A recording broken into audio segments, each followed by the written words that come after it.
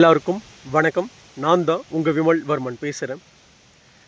மயிலாடுதுறை மாவட்டம் தரங்கம்பாடி பக்கம் ஒரு பெரும் சம்பவம் பார்த்தீங்கன்னா நிகழ்ந்திருக்கு. 19 வயசு தலித் இளைஞர் மற்றும் 16 வயசு சிறுமி, வன்னியர் சமூகத்துடைய சிறுமி இருவரும் பார்த்தீங்கன்னா காதலித்ததாகவும், அந்த காதலை ஏற்க மறுத்த பெண் வீட்டார் பார்த்தீங்கன்னா ஆணவ கொலை செஞ்சிட்டாங்க அப்படின்னு சொல்லிட்டு ஒரு விஷயம் 2 நாட்களாக சமூக வலைதளங்கள் மூலமாக தொடர்ச்சியாக பேசப்பட்டுட்டு வந்துட்டு இருக்கு. உண்மையாகவே பார்த்தீங்கன்னா இந்த சம்பவம் பார்த்தீங்கன்னா கண்டிக்கத்தக்க வேண்டிய விஷயந்தான். புரியுதுங்களா? அவங்க காதலிச்சிருக்கிறாங்க, அவங்க வாழட்டும் பார்த்தீங்கன்னா இதை பண்ணட்டும் அதை பண்ணட்டும் நம்ம கடந்து போகிற இடத்துல தான் இருந்தாகணும். ஏன்னா ஒரு பெண் பிள்ளைக்கு பார்த்தீங்கன்னா போதிய படிக்கிற வயசில் நமக்கு இதெல்லாம் தேவையா அப்படின்ற பார்த்தீங்கன்னா எண்ணம் இல்லாமல் இவ்வளோ பெரிய ஒரு வேலையை பார்த்தீங்கன்னா ஒரு புள்ளை பார்த்தீங்கன்னா படிக்கிற ஒரு பிள்ளை பார்த்தீங்கன்னா செய்யுதுன்னா அது தப்பு தான். புரியுதுங்களா? அது யாராக இருந்தாலும் தப்பு தான். அது எந்த சமூகத்துடைய படிக்கிற பிள்ளையாக இருந்தாலுமே இது தப்பு தான். படிக்கிற வயசில் பார்த்தீங்கன்னா படிக்கிற வேலையை தான் பார்க்கணுமே ஒழிய இப்படியாப்பட்ட ஒரு வேலையை செய்யக்கூடாது ஃபஸ்ட்டு. அடுத்தது ஒரு 16 வயசு சிறுமியை 19 வயசு பார்த்தீங்கன்னா நிரம்பிய ஒரு டீனேஜ் உள்ள பார்த்தீங்கன்னா ஒரு குறிப்பிட்ட ஒரு சமூகத்தை சார்ந்த அந்த இளைஞர் பார்த்தீங்கன்னா ஒரு 16 வயசு சிறுமியை நாம் காதல் வய பார்த்தீங்கன்னா பட வச்சு அந்த பிள்ளையை பார்த்தீங்கன்னா திருமணம் பண்ணணுன்ற நோக்கத்தோட ஒரு சிறுமியை பார்த்தீங்கன்னா இப்படி நம்ம செய்கிறோமே இது தப்பு அப்படின்னு அந்த பிள்ளைக்கு பார்த்தீங்கன்னா அந்த பையனுக்கு அந்த குடும்பத்தை சார்ந்தவர்களோ அந்த ஊரை சார்ந்த பெரியவங்களோ தலைமையில் பார்த்தீங்கன்னா கொடுத்து, உனக்கு இந்த வயசில் பார்த்தீங்கன்னா என்னடா பார்த்தீங்கன்னா வேலை படிக்கிற புள்ளியை படிக்க வரத்தை ஒன்று விட்டுட்டு பார்த்தீங்கன்னா உனக்கு என்னடா காதல் பார்த்தீங்கன்னா வேண்டி கிடக்குது அப்படின்னு அவன் தலைமையில் பார்த்தீங்கன்னா 4 தட்டு தட்டியிருந்தா இன்றைக்கி இப்படியாப்பட்ட ஒரு சம்பவம் பார்த்தீங்கன்னா நடந்தேறி இருக்காது. இப்படியாப்பட்ட ஒரு கோரமும் பார்த்தீங்கன்னா நம்மளாம் பார்க்காம இருந்திருப்போம். புரியுதுங்களா? நாம் என்ன கேட்குறேன்னா 16 வயசு சிறுமியை பார்த்தீங்கன்னா அவன் காதலிச்சிருக்கிறான், அந்த பிள்ளையை கூட்டுட்டு வருவான் அப்படின்னு பார்த்தீங்கன்னா சிறுமியை கூட்டுட்டு வருவான் அப்படின்னு சொல்லும் போது அந்த குடும்பமும் பார்த்தீங்கன்னா ஏற்றுட்டுருக்கு. அப்படி ஒரு சிறுமியை ஒரு 18 வயசு கூட பார்த்தீங்கன்னா பூர்த்தி ஆகாத ஒரு சிறுமியை கூட்டிகிட்டு வரும்போது அவன் மேலே பார்த்தீங்கன்னா போக்சோ சட்டம் பார்த்தீங்கன்னா பாயணுமா இல்லையா? பாயணுமா இல்லையா? அந்த போக்சோ சட்டம் பார்த்தீங்கன்னா அவன் மீது பார்த்தீங்கன்னா போடப்பட்டதா, அந்த குடும்பத்தின் மீது பார்த்தீங்கன்னா போடப்பட்டதா அப்படின்ற கேள்வியை முன்னோச்சோம் அப்படின்னா இல்லை. ஆனால் எதிர்த்தரப்புலேருந்து பார்த்தீங்கன்னா ஆணவ கொலை பார்த்தீங்கன்னா செஞ்சிட்டாங்க அப்படின்ற பேர் வழியில் உட்காந்து பார்த்தீங்கன்னா கம்யூனிஸ்ட் பார்ட்டிகளிலிருந்து சாதியற்ற பார்த்தீங்கன்னா சாதிய போராளிகளிலிருந்து ஒட்டுமொத்த பேரும் இன்னும் பார்த்தீங்கன்னா ஒரு அரசியல் கட்சி விடுதலை சிறுத்தை கட்சியை சார்ந்தவர்கள் அப்படின்னு ஒட்டுமொத்தமாக பெண் வீட்டார் மட்டுமே பார்த்தீங்கன்னா தப்பு பண்ணியிருக்கிறாங்க அப்படின்னு பார்த்தீங்கன்னா ஒரு குரலை பார்த்தீங்கன்னா ஒசத்தி பேசுகிறீங்களே. நான் ஒரு சின்ன கேள்வி கேட்குறேன். இந்த இடத்துல பாதிக்கப்பட்டது பார்த்தீங்கன்னா பெண் அந்த குடும்பத்தை சார்ந்தவங்க வன்னியராக இருக்கும் பட்சத்தில் இந்த குடும்பத்து மேலே பார்த்தீங்கன்னா உங்களுடைய அந்த விஷயம் பாயுது.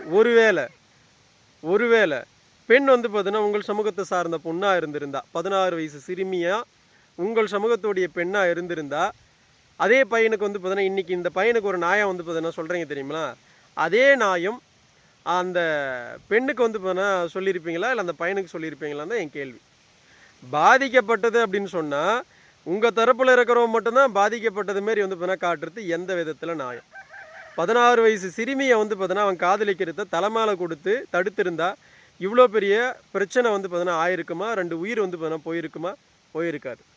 ஏன் இதையெல்லாம் தாண்டி சினிமாவில் பார்த்தீங்கன்னா காட்டுற மாதிரி அந்த 2 பசங்களை பார்த்தீங்கன்னா ஏதோ காதலிக்கிறாங்கன்ற பார்த்தீங்கன்னா ஒரு எண்ணத்தில் அவங்கள பார்த்தீங்கன்னா நாங்கள் காதலிக்கிறேன்னு பார்த்தீங்கன்னா குறிப்பிட்ட பார்த்தீங்கன்னா அந்த பகுதியில் இருக்கிற சாதியற்ற சாதிய போராளிங்கிட்ட போய் சொல்லி, தம்பி நாங்கள் இருக்கோம் கவலைப்படாத, அம்மா நாங்கள் இருக்கோம் கவலைப்படாதுன்னு சொல்லி அந்த பிள்ளைய பார்த்தீங்கன்னா அந்த பையனை நம்ப வச்சு நீங்கள் எதனா பார்த்தீங்கன்னா தப்பான ஒரு விஷயத்தை பார்த்தீங்கன்னா செஞ்சு குறிப்பிட்ட பார்த்தீங்கன்னா ஒரு தோப்பில் போய் பார்த்தீங்கன்னா நீங்கள் இப்படியாப்பட்ட ஒரு வேலையை செஞ்சுருந்தா இது காவல்துறை தான் பார்த்தீங்கன்னா பார்க்கணும் இந்த கோணத்துலேயும். புரியுதுங்களா? இது ஒரு சின்ன அசம்ஷன். ஏன்னா படங்களில் நம்ம நிறைய சினிமாக்கள் இப்படிலாம் காட்டுறாங்க. புரியுதுங்களா? பாதிக்கப்பட்டு போனால் கூட அவங்களுடைய சொந்த அரசியலுக்காக அவங்களுடைய சொந்த தேவைக்காக குறிப்பிட்ட பார்த்தீங்கன்னா அந்த பசங்களை பார்த்தீங்கன்னா தப்பான முறையில் இப்படியாப்பட்ட வேலைகள் செய்கிற பார்த்தீங்கன்னா ஒரு பெரிய அரசியல் கூட்டம் இருக்குது. புரியுதுங்களா? அப்படி கூட செஞ்சுருக்கலாமே. குறிப்பிட்ட ஒரு சமூகத்தின் மீது பார்த்தீங்கன்னா தப்பான ஒரு அவப்பெயரை உருவாக்கணும் அப்படின்ற எண்ணத்தில் கூட பார்த்தீங்கன்னா செஞ்சுருக்கலாமே. ஏன்னா அங்கே பாதிக்கப்பட்டது பார்த்தீங்கன்னா அந்த பையன் குடும்பம் மட்டும் கிடையாது, பாதிக்கப்பட்டது அந்த பெண்ணோட குடும்பம். 16 வயசு சிறுமியை பார்த்தீங்கன்னா இன்றைக்கி அவங்க இழந்து நிற்கிறாங்க. புரியுதா? 16 வருஷம் பார்த்தீங்கன்னா பெற்று படிக்க வச்சு உன்னை ஸ்கூல் போமா அப்படின்னு பார்த்தீங்கன்னா அனுப்பி வச்சா, இது மாதிரி இருக்கிற பார்த்தீங்கன்னா பசங்களை அனுப்பி நீ போய் காதலிடனா பார்த்தீங்கன்னா அவங்ககிட்ட பார்த்தீங்கன்னா சொல்லி வழி அனுப்பி வச்சு அவன் இன்றைக்கி இவ்வளோ பெரிய வேலையை பார்த்துட்டான். 2 உயிருமே வந்து பார்த்தீங்கன்னா இல்லாமல் போயிடுச்சு. இதில் என்ன பெரிய கொடுமை என்னென்னா, சாதியை வந்து பார்த்தீங்கன்னா ஆணவ கொலை நிகழ்ந்துருச்சு. இனிமேல் ஒவ்வொருவரும் வந்து பார்த்தீங்கன்னா இன்டர்காஸ்ட் மேரேஜ், கலப்பு திருமணங்கள் வந்து செய்யணும். செஞ்சால் தான் வந்து பார்த்தீங்கன்னா இந்த சாதி திமிரை வந்து பார்த்தீங்கன்னா அடக்க முடியும்னு சொல்கிறீங்க. சரி, ஒத்துக்கிறேன். நீங்கள் சொல்கிறது வந்து பார்த்தீங்கன்னா சரியாக கூட வந்து பார்த்தீங்கன்னா நான் ஏற்றுக்கிறேன். நாம் என்ன கேட்குறேன்னா, கலப்பு திருமணங்கள் செஞ்சால் சாதி வந்து பார்த்தீங்கன்னா தாண்டி வந்து பார்த்தீங்கன்னா திருமணங்கள் செஞ்சால் ஜாதி ஒழிஞ்சிரும் அப்படின்னு வந்து பார்த்தீங்கன்னா மிகப்பெரிய கூக்குரலாக வந்து பார்த்தீங்கன்னா பேசுகிறீங்க. நான் என்ன கேட்குறேன், நாயன்னு ஒன்று இருக்குல்ல, இன்றைக்கி அந்த பையன் குறிப்பிட்ட அந்த சமூகத்தை சார்ந்த, உங்கள் சமூகத்தை சார்ந்த, தலித் சமூகத்தை சார்ந்தோம் அப்படின்னு அவன் பின்னாடி நிற்கிறீங்க. நாயனை வந்து பார்த்தீங்கன்னா வரும்போது 2 தரப்புலேருந்து நீங்கள் பேசணும் தானே. 16 வயசு பிள்ளைய வந்து பார்த்தீங்கன்னா அந்த பையன் வந்து எப்படி திருமணம் பண்ணலாம், 16 வயசு பிள்ளைய எப்படி அவன் இழுத்துட்டு வரலாம், அது சரியா அப்படின்ற கேள்வியிலிருந்து யாருமே வந்து பார்த்தீங்கன்னா இந்த சாதியை கடந்து வந்து பார்த்தீங்கன்னா திருமணம் பண்ணணும், கலப்பு திருமணங்கள் பண்ணதும், அதை பண்ணணும், இதை பண்ணணும், ஜாதியை ஒழிக்கணும்னு பேசுகிறோம் ஒருத்தம் இல்லாமல் எல்லா ஆட்களுமே ஏன் வந்து பார்த்தீங்கன்னா இந்த வார்த்தையை சொல்லவே மாட்டேங்கிறீங்க? 16 வயசு பிள்ளைய எப்பட்றா ஒரு சிறுமியை வந்து பார்த்தீங்கன்னா நீ கூட்டிகிட்டு வந்து திருமணம் பண்ணுவ, எங்கடா வந்து பார்த்தீங்கன்னா உனக்கு புத்தி இருக்குது அப்படின்றது வந்து பார்த்தீங்கன்னா எவனுமே வந்து பார்த்தீங்கன்னா அட்வைஸ் பண்ணுற மாதிரி தெரியலையே. குறிப்பிட்ட அந்த சமூகத்தை சார்ந்த இளைஞர்களுக்கோ படிச்சுட்டு இருக்கிற பிள்ளைகளுக்கோ யாருக்குமே செய்கிற மாதிரி தெரியலையே. அப்போ உங்களுடைய நோக்கம் என்ன? அப்போ உங்களுடைய வந்து பார்த்தீங்கன்னா விஷயம் என்ன? இங்கே ஜாதி ஒழிக்கிறதுலாம் கிடையாது. யாரும் இங்கே ஜாதி ஒழிக்கிற மாதிரிலாம் தெரியலையே. புரியுதா இல்லையா? நியாயம்னு ஒன்று இருந்தால், தர்மம்னு ஒன்று இருந்தால், பாதிக்கப்பட்டது 2 குடும்பம். எப்படி ஒரு குடும்பத்து மேலே மட்டும் வந்து பார்த்தீங்கன்னா குறிப்பிட்ட வந்து பார்த்தீங்கன்னா ஒரு வழக்கு வந்து பார்த்தீங்கன்னா பாயுது? ஏன் தப்பு பண்ணது வந்து பார்த்தீங்கன்னா பெண்ணா?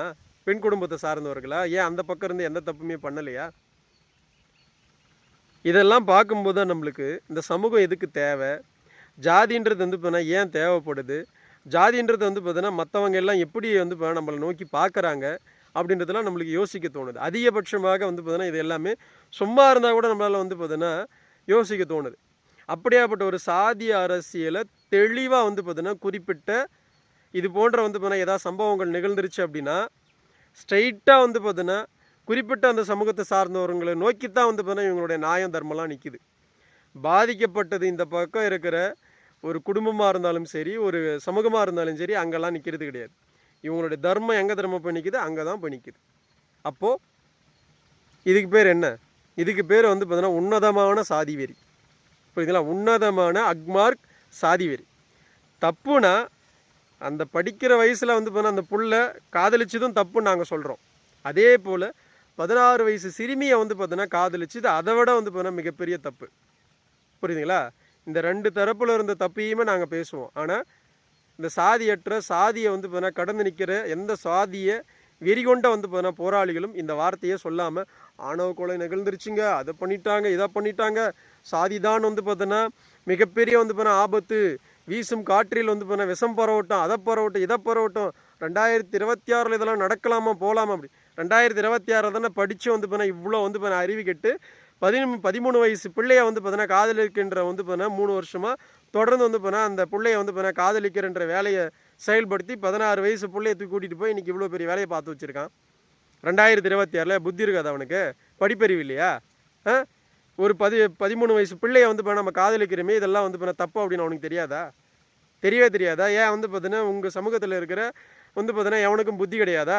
நீங்கள் என்ன பண்ணுறீங்க? செய்டா தம்பி, பண்ணுறா தம்பி, நாங்கள் இருக்கிறோம், நாங்கள் வந்து இப்போ நீ செய்கிறதுக்கு முன்னாடி நாங்கள் இருக்கோம் அப்படின்னு அந்த பசங்களை வந்து இப்போ தலையில் தட்டி வந்து இப்போ எல்லாம் தப்புடான்னு சொல்லாமல் அவனுங்களை உசுபேற்றும் போது இப்படியேப்பட்ட வந்து பார்த்தீங்கன்னா விஷயங்கள் நிகழுது.